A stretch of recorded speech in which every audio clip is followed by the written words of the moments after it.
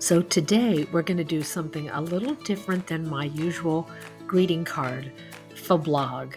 We are going to make ghosts that are fabulous. I have them all over my house. It will take you as much as 60 seconds to make one, and I promise you, you will become addicted and have them all over your house as well.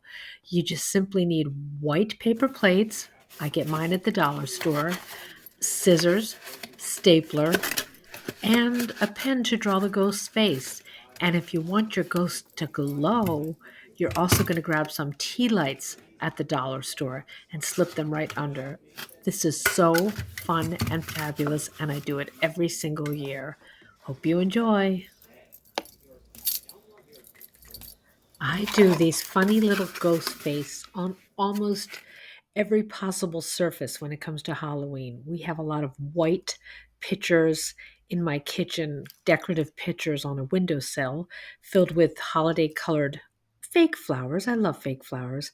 And I use uh, dry erase markers to put the little face, ghost face on the pictures. I love it.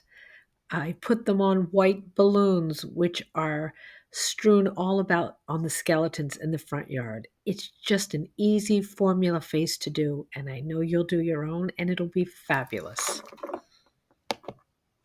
And of course, I had to make a ghost that best represents me. So naturally, a little lipstick, a little bit of eyelash, because it's got to be a best dressed ghost. If I could have figured out how to put accessories on this ghost, I would have done that too.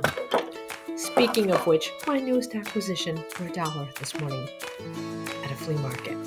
And one last thought, in going to the dollar store for my paper plates, I ended up getting 10 million little pumpkins, glitter pumpkins, and just put them in this oversized IKEA, or I got it from IKEA, Mason-ish jar. I love Halloween. I don't know when it became the new Christmas, but I love driving around and seeing Halloween decorations.